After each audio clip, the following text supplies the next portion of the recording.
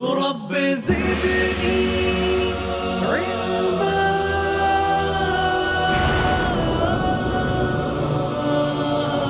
رب زدني علما رب زدني علما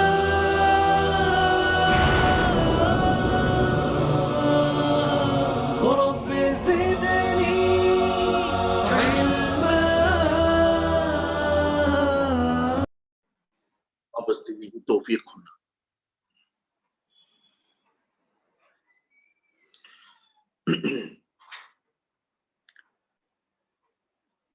پچھلے آیت کریمات میں اللہ تبارک و تعالی نے زمین اور آسمان کی مثال دے کر اپنے توحید کو بیان کیا۔ اللہ رب العالمین نے کہ رب وہی ہے جو زمین اور آسمان کا بنانے والا ہے، پانی نازل کرنے والا ہے، پودے اور نباتات اگانے والا ہے، اور کائنات کے تمام انسانوں کو اس بات کی دعوت دی کہ ہے کوئی ان چیزوں کے بارے میں یہ کہنے والے کہ وہ آسمان کے خالق ہوں، وہ زمین کے مالک ہوں۔ اس میں اللہ کی صفات اور ذات کے بارے میں اشارہ کیا، اور اس پورے بیان سے توحید کو انسان کے قلب میں سوچ سمجھ رکھنے والے کے دل میں اللہ کے وحدانیت کو بیان کیا گیا۔ اسلام دو چیزوں پر، دو بنیادوں پر ہے۔ ہدایت کی بنیادیں دو ہیں، ایک توحید، دوسری رسالت۔ توحید سے اللہ کو ماننا، اس کی صفات کے ساتھ ایک جاننا، اور رسالت سے مراد حضرت محمد الرسول اللہ صلی اللہ علیہ وسلم کو اللہ کے پیغمبر ماننا، اور جو پیغام وہ اللہ کی طرف سے لے کر آئے ہیں ان پر یقین کرتے ہوئے عمل پیرا ہونا۔ یہ دین اسلام اور ہدایت کی بنیاد ہے۔ پہلی بنیاد کو پچھلی دو آیتوں میں بتا دیا گیا اللہ کی توحید کے متعلق۔ اب دوسری بنیاد ہے رسالت، اس کو اس آیت کریمہ میں بیان کیے گئے۔ آیت کریمہ ہے وَإِن كُنتُمْ فِي رَيْبٍ مِّمَّا نَزَّلْنَا عَلَىٰ عَبْدِنَا، اگر تمہیں کوئی شک ہے اس چیز پر جو ہم نے اپنے بندے پر نازل کی، فَأْتُوا بِسُورَةٍ مِّن مِّثْلِهِ، تو اس جیسی ایک صورت تم لے کر آؤ، وَادْعُوا شُهَدَاءَكُم مِّن دُونِ اللَّهِ، اور ساتھ میں اپنے تمام شریکوں کو بھی بلا لو اللہ کو چھوڑ کر، ان کنتم صادقین، اگر تم سچے ہو۔ اس آیت کریمہ میں بنیادی بات جو بتائی گئی وہ یہ ہے کہ قرآن اللہ کی کتاب ہے، اس کی جیسی کوئی کتاب نہیں ہے۔ اگر کوئی کہے کہ اس طرح کی بہت سی کتابیں ہیں اور بھی کتابیں لکھی جا سکتی ہیں، تو اللہ تعالیٰ نے سب سے پہلے اس کفر کو توڑا ہے اور انسان سے کہا کہ یہ کتاب کتابوں میں ایک کتاب دکھ رہی ہے، لیکن اگر تم چاہو تو اس جیسی کتاب لکھ نہیں سکتے، تم تنہا بھی نہیں، تم سب مل کر بھی نہیں۔ اس آیت کریمہ میں یہ دعوت تحدی ہے، چیلنج ہے اللہ کی طرف سے کہ یہ کتاب اللہ کی ہے، اگر تمہیں اس کے اللہ کے ہونے پر شک ہو تم کوشش کر کے اس جیسی ایک کتاب لے کر آؤ۔ یہ جو بات ہے، اس طرح کی چیلنج قرآن مجید نے کم سے کم 4 بار کیا ہے۔ آپ کو پتا ہے کہ رسول کریم صلی اللہ علیہ وسلم کی عمر شریف 62 سال ہیں یا 63 سال کے قریب۔ اس عمر میں جو دعوتی زندگی ہے آپ کی وہ 22 سال ہے۔ ان 22 سالوں میں 13 سال مکہ شریف میں، 9 سال کچھ مہینے مدینہ شریف میں گزرے۔ قرآن مجید ان 22 سالوں میں رسول صلی اللہ علیہ وسلم پر نازل ہوئی، اور اس کتاب کی اصلیت یہ ہے، اور کتابیں وقتی طور پر یکساں نازل ہوتی تھیں، قرآن مجید نازل ہونے کا طریقہ جیسا کہ آپ کو معلوم ہے، وہ جس وقت جتنی ضرورت ہے اتنا ہی نازل ہوئی۔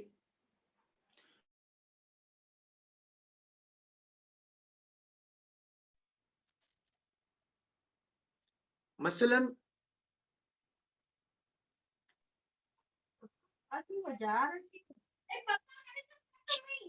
اگر کوئی 2 آدمیوں میں لین دین ہوا تو اس وقت لین دین کے بارے میں آیت نازل ہوئی، یا ایھا الذین آمنوا اذا تداینتم بدین الی اجل مسمی۔ اگر کہیں نکاح کا معاملہ آیا تو نکاح کے متعلقات نازل ہوئے، طلاق کا معاملہ آیا تو اس کے متعلقات نازل ہوئے، انتقال ہو گئے تو وراثت کی آیتیں نازل ہو گئی۔ اس طرح کی جس وقت جس کی ضرورت پڑی اس طرح سے نازل ہوتے رہے۔ 22 سالوں میں قرآن مجید مکمل ہوا، اور اخیر میں ایک آیت کریمہ کے ذریعے سے اس کی طرف اشارہ بھی کر دیا، الیوم اکملت لکم دینکم، کہ اب یہ کمپلیٹ ہونے والے ہیں۔ اس مکہ شریف میں جو کچھ نازل ہوئے وہ شروعات کی ہیں، اور قرآن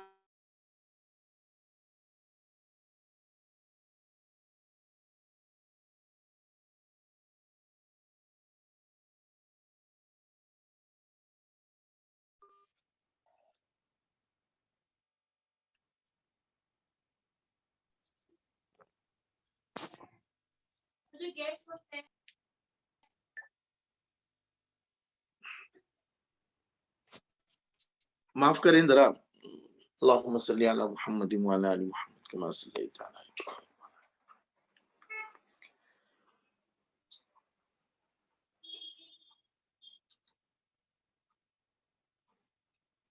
تو قرآن مجید کی مکہ شریف میں جو صورتیں نازل ہوئیں ان کو ہم مکی صورت کہتے ہیں، ان کا ایک حصہ ہے۔ قرآن مجید کی جو یہ چیلنج ہے کہ تم اس جیسی کوئی کتاب لے کر آؤ، یہ پوری کائنات انسانیت کو سنایا گیا۔ یہ چیز مکہ شریف میں 3 بار بتایا گیا۔ اس کی سب سے پہلے سورہ ہود میں بتلایا گیا کہ سورہ بنی اسرائیل میں ہے، قُلْ لَئِنِ اجْتَمَعَتِ الْإِنسُ وَالْجِنُّ عَلَىٰ أَن يَأْتُوا بِمِثْلِهِ، کہ انسان اور جنات سب مل کر بھی اس قرآن جیسا کوئی بنا کر لانا چاہے، لا یأتون بمثلہ، وہ نہیں لا سکتے۔ یہ سورہ بنی اسرائیل میں پہلی بات بتلائی گئی کہ پورا جن اور انسان دونوں مل کر بھی اگر قرآن جیسی کوئی کتاب تیار کرنا چاہے وہ نہیں کر سکتے۔ وَلَوْ كَانَ بَعْضُهُمْ لِبَعْضٍ ظَهِيرًا، چاہے وہ آپس میں کتنا بھی کوآپریٹ ہو جائے۔ اس کے بعد سورہ ہود میں اس چیلنج کو ڈیفائن کیا گیا. اس میں کہا گیا فَأْتُوا بِعَشَرِ سُوَرٍ مِّن مِّثْلِهِ. چلو پورے قرآن اگر تم بنا بھی نہیں سکتے تو 10 سورتیں بنا کر دکھاؤ. یہ بھی مکی سورت ہے.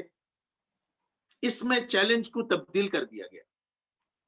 پوری قرآن نہیں بنا سکتے تو کم سے کم کوئی 10 سورتیں بنا کر دکھاؤ. اس کے بعد پھر سورہ یونس میں کہا فَأْتُوا بِسُورَةٍ مِّن مِّثْلِهِ کہ ایک سورت بنا کر دکھاؤ. پھر مدینہ شریف میں آنے کے بعد سورہ بقرہ میں یہ آیت ہے کہ اگر تم اپنے تمام حواریوں کو، اسسٹنٹ کو، مددگاروں کو بلا لو، یا تمہارے جتنے پیر درویش جتنے ہیں سب کو تم بلا لو، سارے دیوتاؤں کو بلا لو. شہداء سے مطلب شہداء ان لوگوں کے لیے کہے گئے ہیں جن کو اللہ کو چھوڑ کر لوگ اپنا داتا مانتے ہیں، مشکل کشا مانتے ہیں. اللہ کو چھوڑ کر ان کو شہداء کہا گیا ہے. کہاں ان سب کو تم لے کر اگر قرآن جیسا بنانا چاہو تو قرآن تو کیا، اس کی 10 سورتوں تو کیا، ایک سورت بھی نہیں بنا سکتے. بسورتن میں تا کے نیچے 2 زیر ہے. اس 2 زیر کے ذریعے سے عربک گرامیٹیکل جو میتھڈ ہے اس کے حساب سے یہ چیلنج ہے کہ سورت میں بڑی سورت کی ضرورت نہیں ہے. سب سے چھوٹی سورت جو سورہ اخلاص ہے، 3 آیتوں کا، 1 لائن کا، وہ بھی تم نہیں بنا سکتے. گویا کے چیلنج کو کافی مضبوط کر دیا گیا.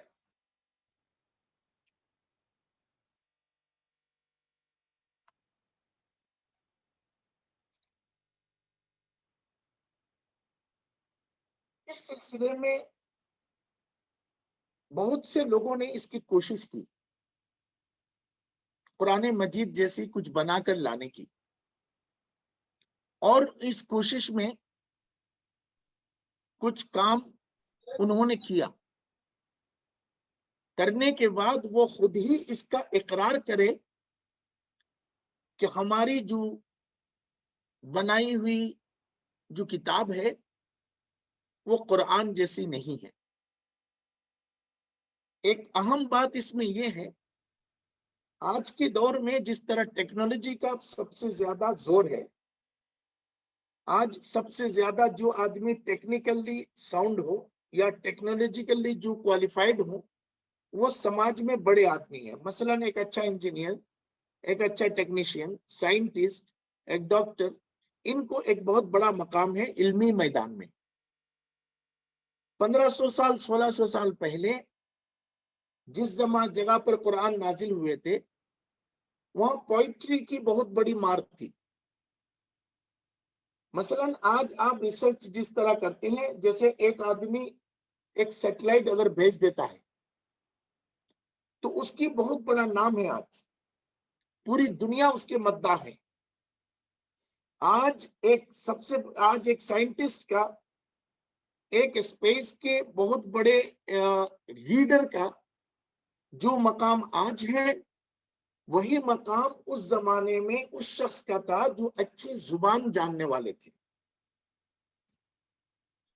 ہر روز کعبہ شریف کی دیوار میں ایک شعر لٹکا دیا جاتا تھا، اور وہ شعر وہی ہوتا تھا جو اس دن سب سے اچھے بولے گئے.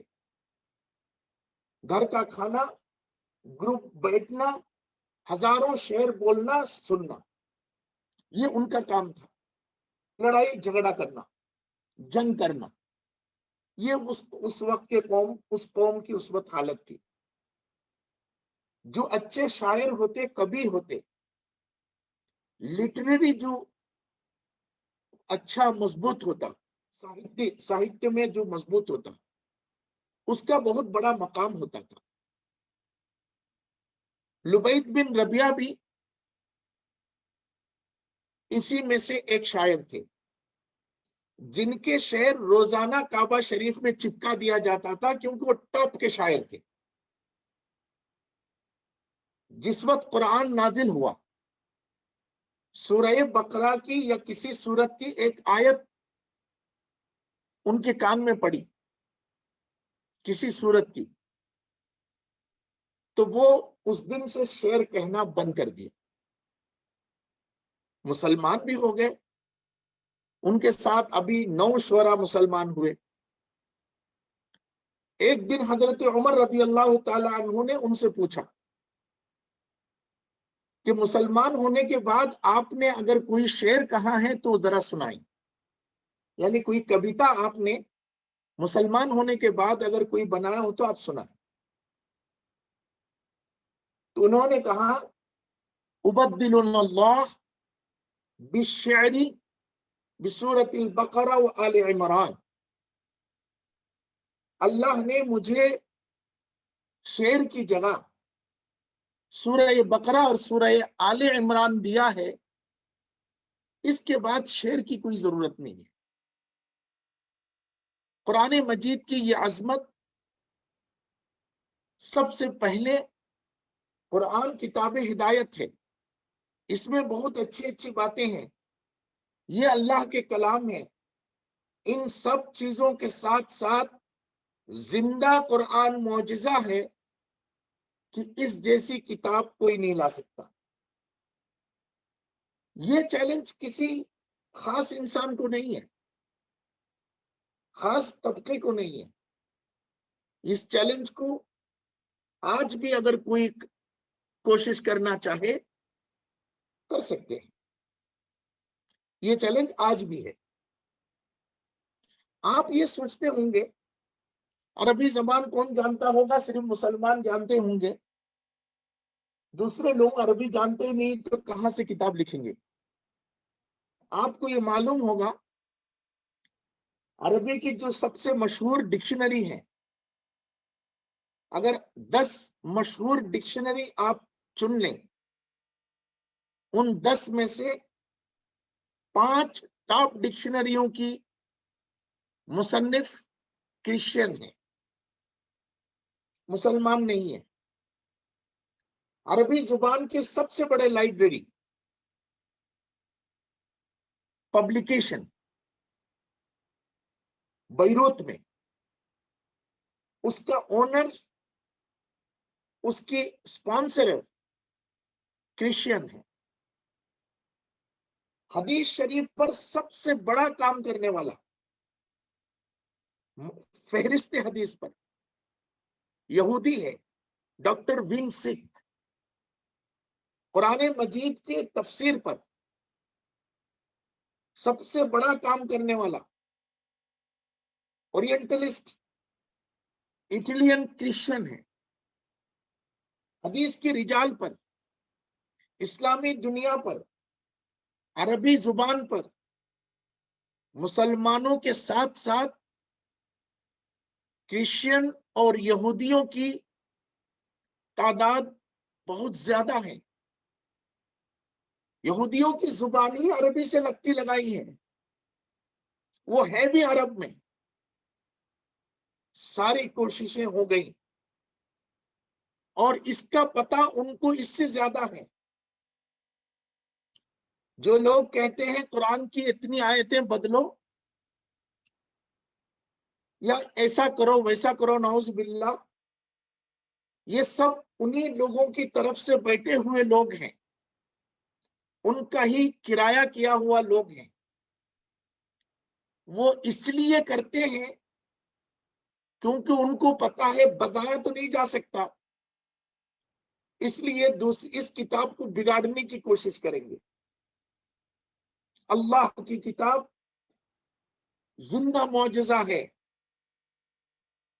زمین سے لے کر آسمان تک ساری مخلوق اس کی قدردان ہے. بے حرمتی صرف وہ لوگ کر رہے ہیں جن کے لیے یہ کتاب اتری ہے. آج دنیا کے کونے کونے میں جو دل میں اللہ کی محبت بسا لے رہے ہیں، رسول صلی اللہ علیہ وسلم سے رشتے استوار کر رہے ہیں، انہیں ہم اور آپ جا کر نہیں سمجھائے، وہ خدا کی کتاب کی تقدس نے اپنی پناہ میں ان کو لے لیا ہوتا ہے اور وہ ایمان قبول کرتے ہیں۔ ایک آپ بھی تجربہ کریں، آج وید کی تمام کتابیں چھپ گئیں، منوسمرتی کی تمام کتابیں چھپ گئیں، شلوک کی مہابھارت کی کتابیں موجود ہیں، گوتم بدھ کی سدھانت، ان کے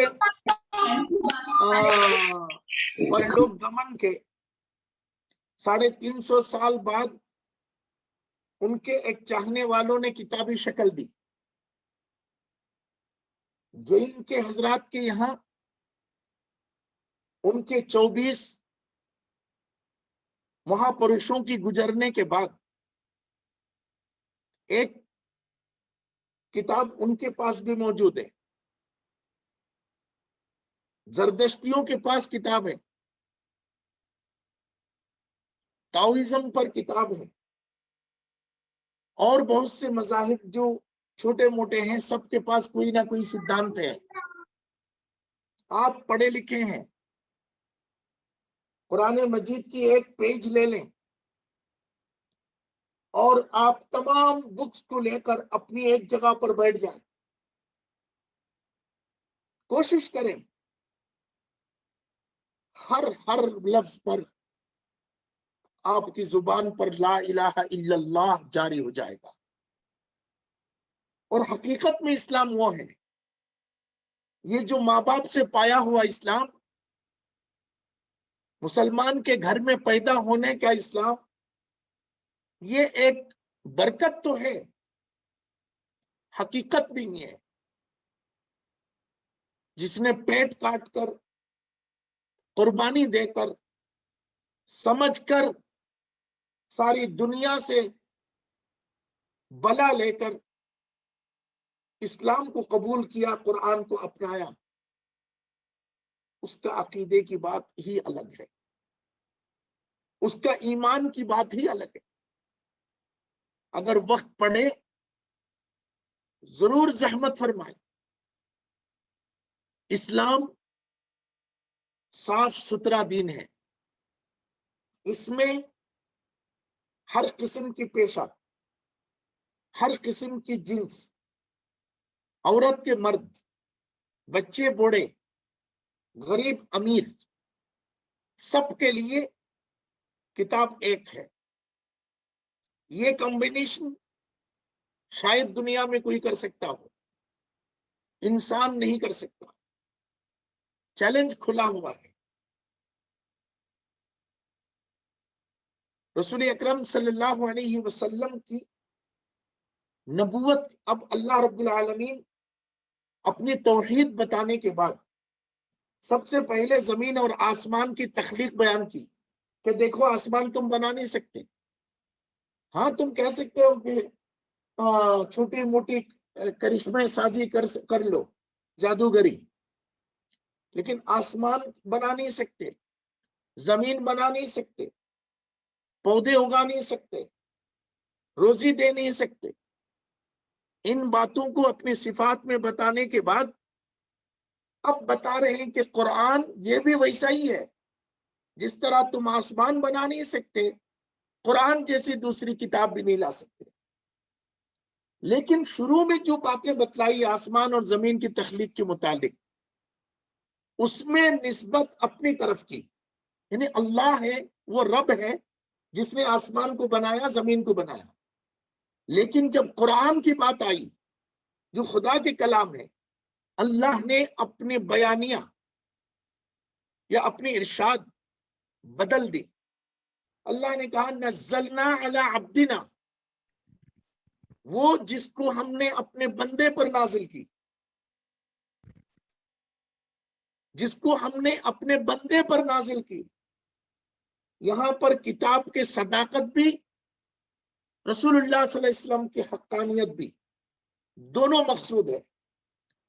میرے کتاب پر اگر تمہیں شک ہے، یہ نہیں کہا، میرے بندے پر جو ہم نے نازل کی اس پر اگر تمہیں شک ہے تو لے کر آؤ۔ یہاں پر بندے کو جوڑ دیا، اس میں حضور صلی اللہ علیہ وسلم کا ذکر کر کے انسانوں کو یہ بات بتلائی، تمہارے ساتھ چلنے والے، تمہارے ساتھ سونے والے، بیٹھنے والے، تمہارے جیسے ذمہ داریاں ادا کرنے والے، گھر میں رہنے والے، شادی بیاہ کرنے والے، تمہارے ساتھ اٹھک بیٹھک کرنے والے، لیکن غلطی نہ کرنا، وہ میرے رسول ہیں، ان کی زبان سے جو باتیں نکلتی ہیں وہ اللہ کی وحی ہے۔ اگر اس پہ تم شک کرو گے تو تم خود ایک بنا کے لا کے دکھاؤ۔ ایک آدمی ایک سانپ پکڑ لیتا ہے، دور سے ایک آدمی کہتا ہے بھائی وہ سانپ نہیں ہے، ربر کا سانپ ہے، وہ اصلی سانپ نہیں ہے، ربر کے سانپ ہے۔ آدمی دور ہے، یہاں سے یہ آدمی سانپ پکڑ کے دکھا رہا ہے، دیکھو میں ناک سانپ پکڑ لیا ہوں۔ دور سے آدمی یہ کہہ رہے ہیں کہ نہیں وہ سانپ نہیں ہے، ربر کا سانپ ہے۔ اب یہاں پر یہ سوال ہے کہ سانپ کو ربر کا سانپ کہہ کر وہ آدمی سانپ کا انکار کرنا چاہتا ہے یا پکڑنے والے کی ہمت کے انکار ہے؟ ظاہر سی بات ہے، سانپ سے اس کو کوئی تعلق نہیں، بلکہ وہ چاہتا ہے کہ سانپ پکڑ کر یہ آدمی جو اپنی قوت کا مظاہرہ کر رہا ہے حقیقت میں وہ ربر کا سانپ ہے، تاکہ پتہ چلے اس کے اندر وہ ہمت نہیں ہے، اس کی ہمت کا انکار ہے۔ لیکن نزدیک آ کر جب پتہ چلے کہ وہ سانپ اصلی ہے تو انہیں یقین کرنا پڑے گا، سانپ کی تعریف نہیں ہوگی، تعریف پکڑنے والے کی ہوگی۔ اللہ نے قرآن کی صداقت بیان کر کے، قرآن کا سچ ہونا تو ہے، وہ پیچھے ہی معلوم ہو گیا، زمین کے اور آسمان کے بنانے والے ان کے کلام ہے، لیکن قرآن کی اعجاز اور صداقت بیان کر کے حضور کی حقانیت کو ثابت کیا کہ یہ قرآن جیسی تم بنا کر لا نہیں سکتے، لہذا یہ جس پر نازل ہوئے وہ حقیقت میں نبی ہے، علیہم الصلاۃ والتسلیم کثیرا کثیرا۔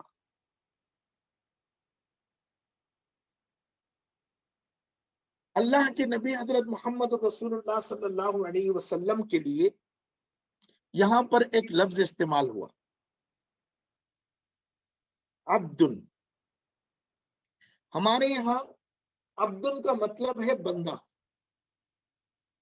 ہمارے یہاں بہت سے بڑے بڑے ٹائٹل استعمال ہوتے ہیں،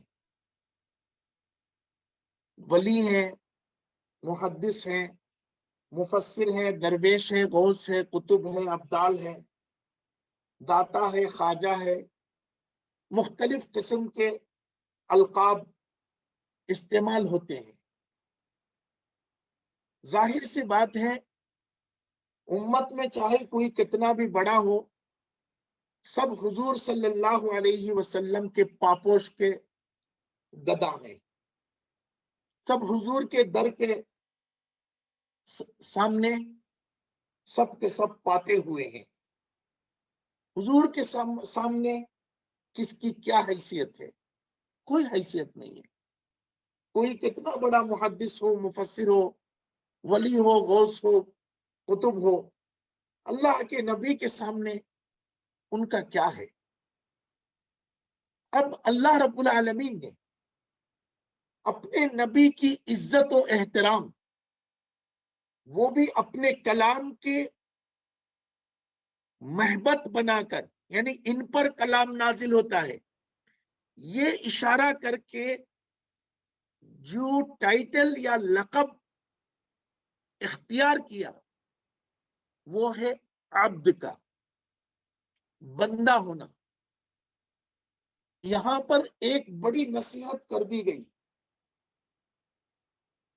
کہ تم جس مقام پر بھی پہنچو، اللہ ہی عطا کرتا ہے، لیکن انسان ترقی کرتے کرتے کرتے کرتے کرتے کرتے جس آخری منزل جب انسان پہنچے گا وہ ہے بندہ ہونا. لیکن آج انسان ترقی شروع کرتے ہیں خدا ہو کر. اشارہ کر دیا گیا کہ کوئی آدمی کوشش سے، میں پچھلے درس حدیث میں بات ہوئی تھی کہ نبی کوشش سے نہیں بن سکتے، کہ انسان کوشش کر کے نبی نہیں بن سکتے. اور انبیاء اکرام میں بھی تمام نبیوں کے سردار امام حضرت محمد رسول اللہ صلی اللہ علیہ وسلم کے بہت سے القاب ٹائٹل ہم جانتے ہیں. خود اللہ نے قرآن مجید میں بے شمار ان کے لقب بیان کیے. سراجم منیر ان کو بتایا، شاہد بتایا، نذیر بتائے، بشیر بتائے، بے شمار لقب بیان کیے. لیکن سب سے بڑے اعزاز میں اللہ نے جو بات بیان کی وہ ہے عبد. اشارہ کر دیا کہ انسان ترقی کرتے کرتے ولی بن جائے، درویش بن جائے، ابدال بن جائے، کتب بن جائے، محدث بن جائے، مفسر بن جائے. سب کچھ ختم ہونے کے بعد جو سب سے ٹاپ جو لیول ہے وہ عبدیت کا ہے، یعنی بندگی کا ہے. اور بندگی کے اوپر کسی لیول میں اگر جانا چاہے تو وہاں کافر ہو جائے گا. حضرت عائشہ صدیقہ رضی اللہ تعالی عنہا نے حضور اکرم صلی اللہ علیہ وسلم کو جب تہجد میں بہت لمبی رکعت پڑھتے ہوئے دیکھا تو ام المؤمنین اپنے سرتاج سے عرض کرنے لگی کہ یا رسول اللہ، اتنی لمبی رکعت پڑھتے ہیں، آپ کی قدمیں مبارک پھول جاتی ہیں، ورم آ جاتا ہے. حضور اکرم صلی اللہ علیہ وسلم نے فرمایا امہات المؤمنین نے کہ آپ کو کوئی گناہ نہیں ہے، آپ معصوم ہیں، پھر اتنی مشقت کی کیا ہے؟ میرے نبی صلی اللہ علیہ وسلم نے جواب دیا، افلا اکون عبدا شکورا. اے عائشہ، میں اللہ کا شکر گزار بندہ بننا چاہتا ہوں.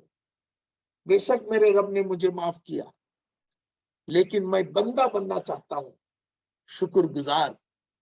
کتنی بڑی چیز ہے بندگی، عبدیت. نبیوں میں سب سے بڑا مقام اللہ رب العالمین نے ہر پیغمبر کے ساتھ ایک ربط بنایا اور تمام کے تمام زمین پر ہوئے. یہاں تک کہ حضرت موسیٰ علیہ السلام نے کہا کہ مجھے اللہ کو دیکھنا ہے، تو اللہ تبارک و تعالیٰ نے اس کا انتظام بھی زمین میں کیا، طور پہاڑ کو دیکھ لو. لیکن حضور اکرم صلی اللہ علیہ وسلم اپنے دل میں اپنے رب سے ملاقات کی جو شوق رکھتے تھے، اپنے مالک و خالق کو دیدار کے لیے جو اپنے اندر اشتیاق رکھتے تھے، اللہ رب العالمین نے حضور اکرم صلی اللہ علیہ وسلم کو سدرۃ المنتہا تک کا سفر کرایا. انبیاء اکرام کی تاریخ میں یہ سب سے بڑا اعزاز تھا. انسانیت کے کسی سپوت کو یہ اعزاز حاصل نہ ہوا، چاہے وہ ولی ہوں، چاہے وہ پیغمبر ہوں. یہاں تک کہ نورانی فرشتوں کو بھی یہ اعزاز نہ ملا. حضرت جبرائیل علیہ السلام بھی ایک مقام پر جا کر کہا کہ اس کے آگے میں جا نہیں سکتا. اللہ کے رسول صلی اللہ علیہ وسلم اس مقام تک تشریف لے گئے، پورے جسم کے ساتھ، پورے ہوش و حواس میں. اس عظیم الشان سفر کو قرآن نے جب بیان کیا تو کہاں سبحان الذی اسریٰ بعبدہ. پاک ہے وہ ذات جس نے اپنے بندے کو رات کے ایک حصے میں لے گیا. یہاں پر اللہ نے سفر معراج میں بھی اپنے پیغمبر کو حضور اکرم صلی اللہ علیہ وسلم کو عبدن بندہ کہہ کر یاد کیا. نزول قرآن میں بھی بندہ، معراج میں بھی بندہ. پتا چلتا ہے انسانیت میں سب سے بڑا جو عہدہ ہے وہ بندگی کا ہے. ہمارے ذہن سے اس حقیقت کو کبھی نہ اترے. تیسری بات اس آیت کریمہ میں جو بتلائی گئی وہ یہ ہے، اس کتاب سے فائدہ، استفادہ، اس کی روح اور اس کے فیضان صرف اس کو ملے گا جس کے اندر بندگی ہو. قرآن نے شروع میں کہا وَإِن كُنتُمْ فِي رَيْبٍ، اگر تمہیں کوئی شک ہو. ریب کے شک کے لیے عربی میں 5 بڑے لفظ استعمال ہوتے ہیں. ان میں سے ایک لفظ جو ہے ریب. ریب اس شک کو کہتے ہیں جو ہلکے غور و فکر کے بعد ختم ہو جائے. اس لیے کہا کہ قرآن مجید میں یہ شک والی بات قرآن نے شروعات میں کہنا شروع کیا. ذالک الکتاب لا ریب فیہ، شروع میں کہا یہ کتاب، اس میں کوئی شک نہیں. ان باتوں کے ذریعے سے یہ کہا گیا شک تو اسے ہوگا جو پڑھے گا، شک اسے ہوگا جو پڑھ کر سمجھنے کی کوشش کرے گا. جو اس کو پڑھتا ہی نہ ہو، اس کو سمجھتا ہی نہ ہو، تو پھر اسے کیا پتا ہوگا کہ میرے رب نے کیا کہا.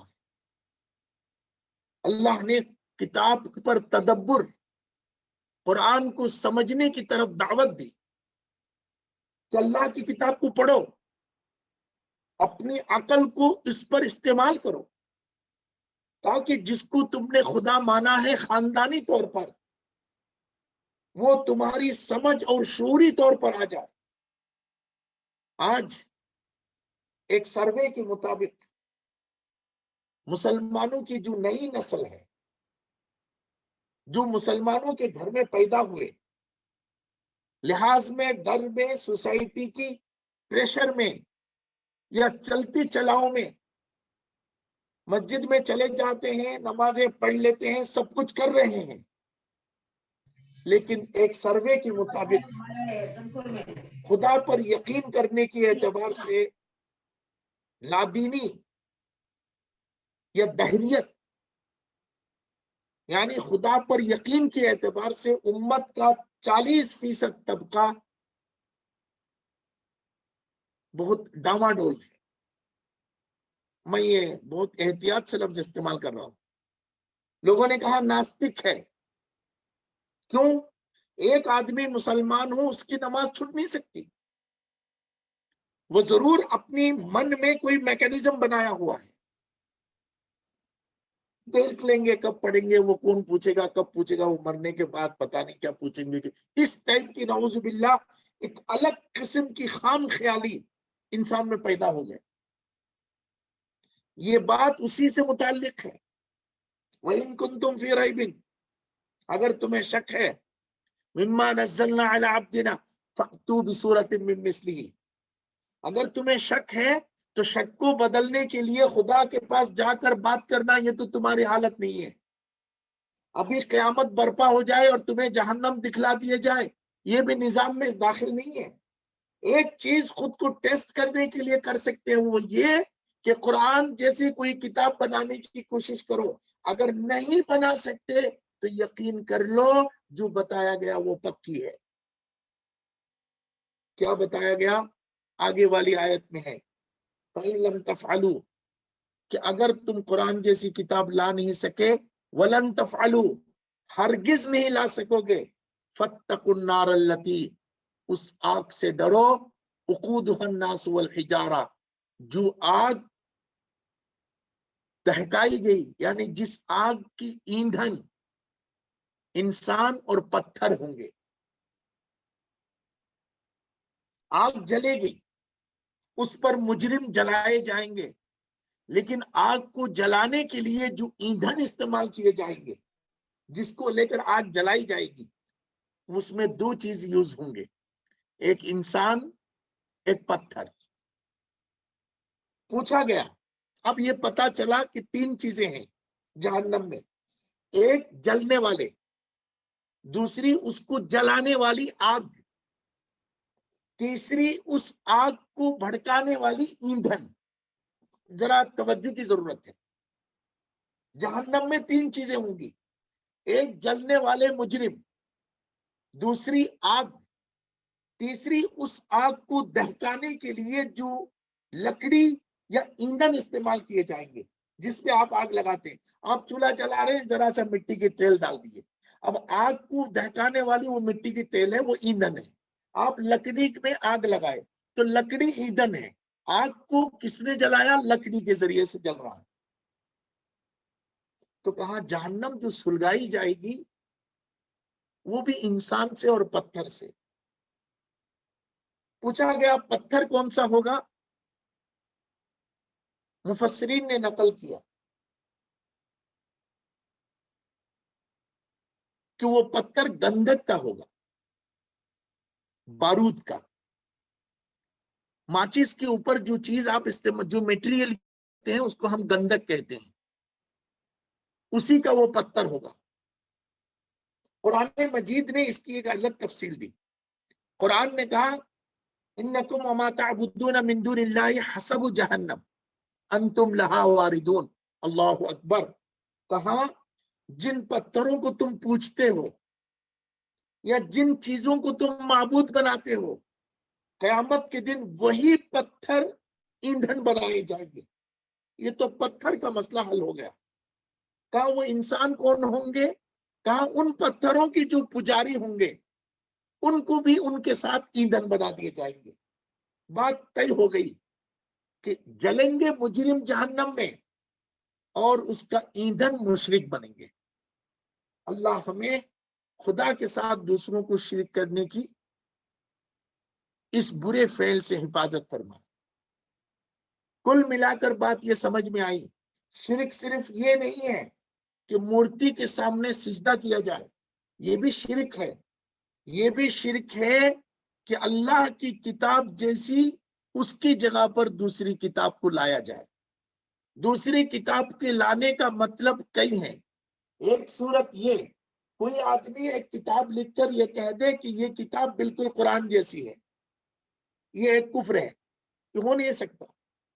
ایک شخص نے، کتاب کی مقصد ہدایت ہے، غور کی بات ہے، کتاب کی مقصد ہدایت ہے۔ ایک آدمی اپنی ہدایت، اپنا راستہ، اپنے انداز زندگانی قرآن سے لینے کے بجائے اور کسی کتاب سے لے لے تو یہ شرک فی الکتاب ہے۔ یہ اللہ کے حکم کو چیلنج کرنا ہے۔ اس نے خدا کی کتاب پر شک کیا ہے۔ ہدایت کا مرجع اللہ کی کتاب ہے، ہم نے ہدایت دوسری کتاب سے لی۔ وہ دوسری کتاب مسلمان کی لکھی ہوئی ہو یا کافر کی لکھی ہوئی ہو، کوئی فرق نہیں پڑتا۔ وہ کتاب عربی میں ہو، وہ کتاب یا تو سنسکرت میں ہو، کوئی فرق نہیں پڑتا۔ قرآن آخری کتاب ہے اپنے لفظ، اپنے معنی کے ساتھ۔ دوسرا کوئی بھی کتاب اچھی بھی نہیں ہے، بری بھی نہیں ہے، اللہ کی کتاب میں ہماری ہدایت ہے۔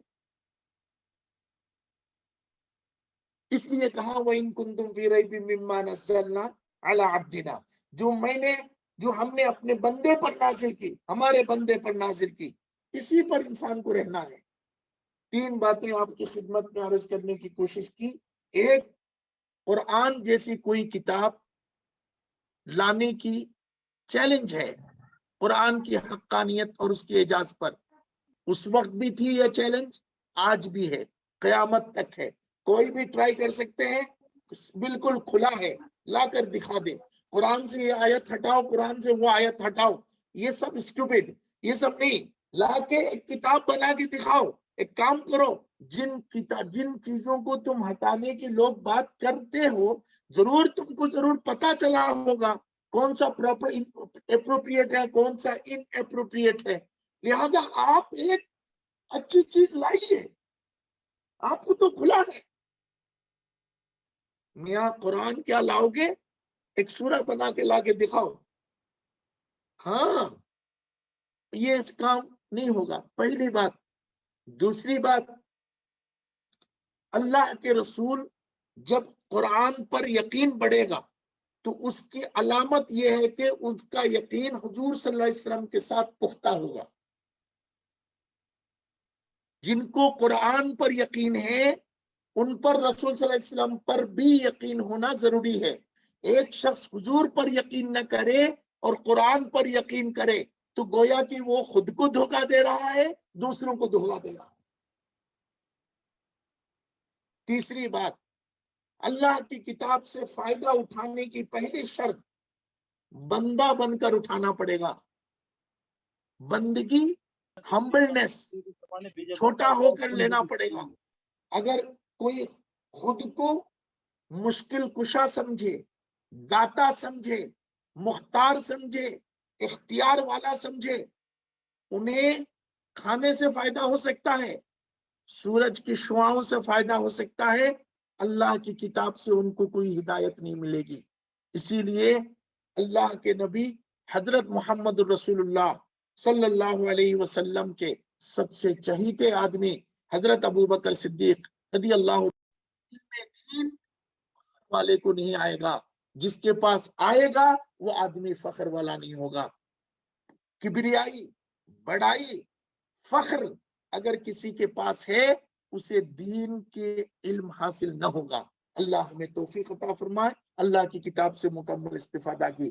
اللہ میری زبان سے اگر کوئی بات خدا اور خدا کے رسول کی شان میں غلط نکل گئی ہو تو ہم توبہ کرتے ہیں. آپ کے شان میں بھی کوئی گستاخی ہوئی تو معافی چاہتے ہیں. صدق اللہ العظیم.